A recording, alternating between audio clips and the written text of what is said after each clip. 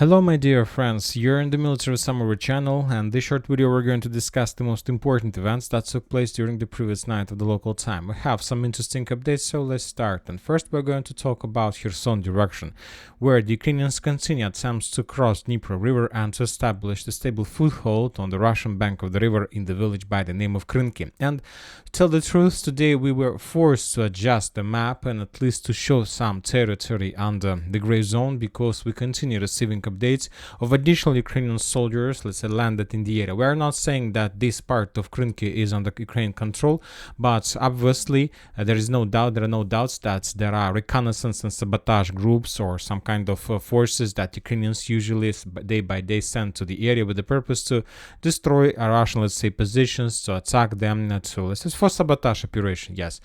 Furthermore, we have some updates not just from the territory on the ground. We have updates from different mappers. For example, Syriac shows that entire shore, or let's say along the Krynki, is under complete Ukrainian control, not just this small part, but according to him, for example, the Ukrainians control something like this. So we can summarize saying that most likely the Russians, according to Syriac, haven't been managed to force the Ukrainians to fall back from the area. Furthermore, if we increase the numbers of updates since the beginning of May, we're gonna see a few more videos of, let's say, Ukrainian attempts to cross Dnieper River and to land their infantry there.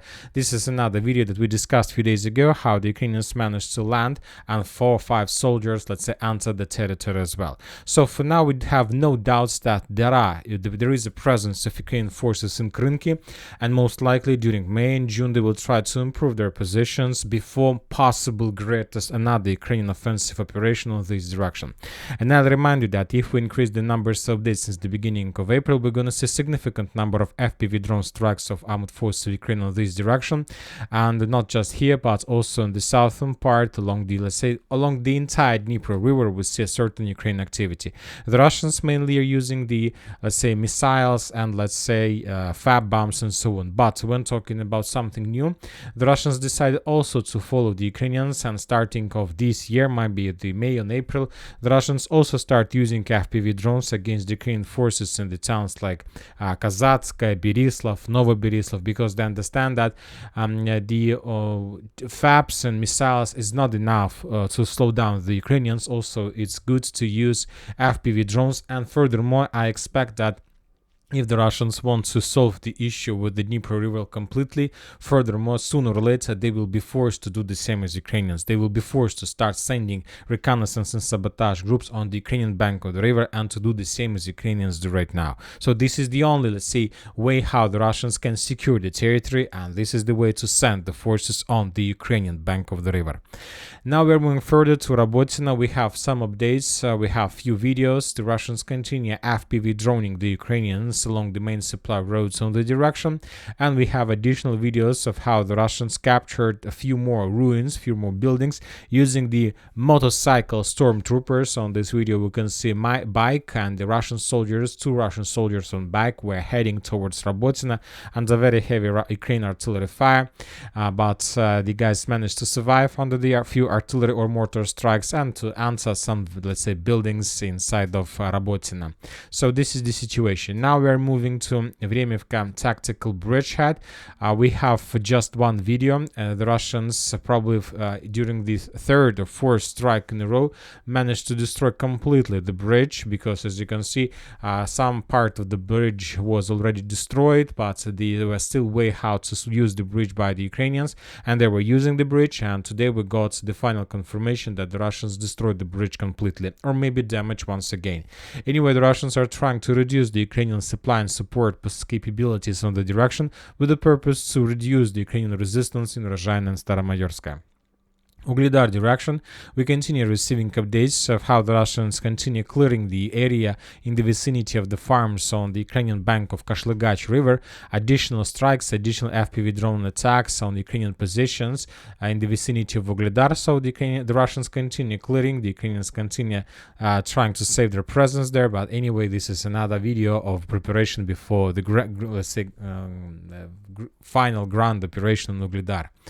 Novomikhailivka, Konstantinovka, Paraskoviivka. Today we got additional information that just today the first Russian squads managed to enter Paraskoviivka itself and to capture and to establish control over a few buildings. This is the first important update, and the second one is that we continue following the official Telegram channel of the 79th Air Assault Brigade, who's responsible for the protection of Konstantinovka and Paraskoviivka, and we see every day more and more panic among their personnel. They're saying that there is no supply support, no additional reinforcements. They're saying that if the situations continue developing the same way, obviously they're going to be very difficult for them. The Russians are pushing all the day, every day, and according to them, the main Russian goal is to reach as close as possible to the 0524 road and to cut the road physically. And furthermore, the sources reported about continuous clashes in Pobeda, and the 79th Brigade stated that Pobeda is not completely under Russian control. We see few videos of counter-artillery duels successful that ended in Russian favor. Few artillery systems, D-20, D-30 howitzers were destroyed. The Russians also trying to clear the way before finishing with Pobeda and then moving further to Konstantinovka itself. So this is the situation on the area. So after a very short operational pause, we see that every single day the clashes in this area are intensifying and intensifying and intensifying. Now we're moving to Krasnohorivka. As we discussed yesterday, the Russians, as a result of very heavy clashes, established complete control over the central industrial zone. Most likely, the Ukrainians already thinking how to withdraw their positions, soon to run away, of course. Zelensky and his commander thinks how to force them to fight till the last, point of blood. The officers are thinking how to solve the issue between the, generals and the soldiers on the ground. And the soldiers on the ground, of course, start thinking how to run away from this area and how to save their lives. Mostly these thoughts are coming to the Ukrainians who are located in the eastern part in the high-rise building, because the Russians need just to move further a little bit to the north, like 1-2 kilometers to the north, and to answer the low-rise residential area of this part.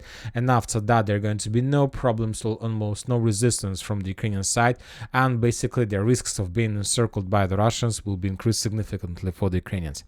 Now we're moving to Novosilka, and we have the most important update. As we discussed in the previous video, we were talking about this cauldron that possible the Russians managed to encircle significant number of Ukrainians. We have additional update from Deep State that the Russians managed to improve their positions a little bit, but today we got the final confirmation that yes, most likely the Ukrainians managed to return control over the village by the name of Novosilka, and this is the reason why the Ukrainians still control the territory and still haven't decided to fall back from the area completely. We have one video of how the Russians were bombing the Ukrainians. We have 100% confirmation of Ukrainian presence there. We continue receiving additional updates from Nitailova. Just yesterday, we talked that the Russians entered and reached the main road, the central road that goes from Nitailova to Yasnobrodovka. And today, we got the report that the Russians managed to cross the road and almost reach the, western-northwestern outskirts of the village. So most likely today, tomorrow, or the day after, the Russians are going to establish complete control over the village. And now we're moving further to Orlovka. We have just few improvements by different mappers. The Russians, by Deep State, according to Deep State, improved and got very close to the main defense belt that lays between Orlovka and further to the west in direction of Umanska. So the current the clashes are going to take place for this stronghold with the forces of the 25th Airborne Brigade. The Russians, according to mappers, managed to improve their positions closer and further to Novosilka Persha and the village by the name of Novopokrovska. So additional fields were captured by the Russians, according to different sources. So for now, we haven't received geolocations, but most likely there is no doubts about this. We have additional progress in the, not progress, but confirmations. The Russians also published the video of control in the village by the name of Keramik. We see the Russian soldier who was raising the flag in the most northwestern part of the village. The flag confirmation. Yesterday we discussed that the Russians established control over the village village by the name of Arkhangelska with the same flag. Today, just another confirmation that, to tell the truth, there is no need for this, but for archive is good to have. Of course, Arkhangelska, different mappers continue confirmation of Russian control, and of course, the mappers continue confirmation control over the fields between the village, the town by the name of Ocheretyne, Novoalexandrovka, and the village by the name of Arkhangelska. So now, according to different mappers, this is approximately the Russian territory of control, and this is very important because based on this information, we can make a conclusion that the Russians also established control over this main stronghold. And now the Russians have a very good background for further offensive to the north, to the west, and in many other directions. Chasiv Yar. The sources continue reporting about very heavy clashes inside of the, let's say, eastern part. The sources reported the Russians entered the village, the residential area, this one. There were a few FPV drone strikes published by the Russians, so there were very heavy clashes, but yet we haven't received even a single geolocated confirmation of the presence of the Russian soldier inside of the eastern part. So 4 days before the Victory Day, we'll see whether the Russians are able to capture at least the eastern part, but now we understand that most likely the Russians aren't going to do this. We have additional updates confirming that the main supply roads were destroyed by the Russians, and not just destroyed but also blocked by damaged and abandoned vehicles that Ukrainians were using to repair the roads. So the situation is complicated either for the Russians and for the Ukrainians, obviously. We have some confirmations that's telling us that most likely the Russians still haven't managed to establish control over the entire bank of Seversky Donetsk-Donbass River to the south of the eastern part of Chasiv Yar, because we received additional videos of how the Russians were bombing and attacking this territory with source flamethrower systems. So most likely we can see the correct configuration of the line of combat contact on this direction. We see additional activization of Russians in Klishchiivka, a few more videos showing the Russian attempts to storm the area and to clear the first buildings from Ukrainians. Most likely the Russians managed to do this. So the Russians are pushing, or began pushing on this direction as well. Sever's direction, we haven't received anything important, just interesting video from Bilohorivka. On this video, which is very important, we can see the Ukrainian strongholds, the Ukrainian fortifications, shelters on the hill. The Russians discovered another machine gun position of armored forces of Ukraine as a result of artillery strike. That machine gun position was destroyed by the Russian forces.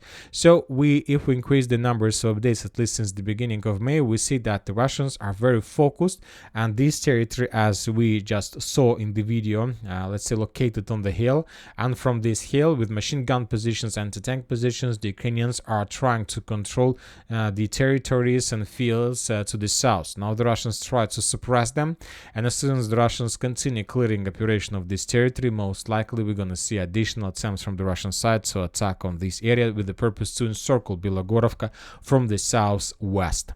Okay, now we're moving further. We're moving to Kupiansk area, where we also received some updates during the previous night. Most of them are about the confirmation of Russian control over Kislovka-Kotlarovka. We have the video of more precisely the map updates of different reliable sources. Syriac Deep State confirms. We have also the video with the Tolstoy Tower strikes in the central part of Kislovka, where there are still very heavy clashes.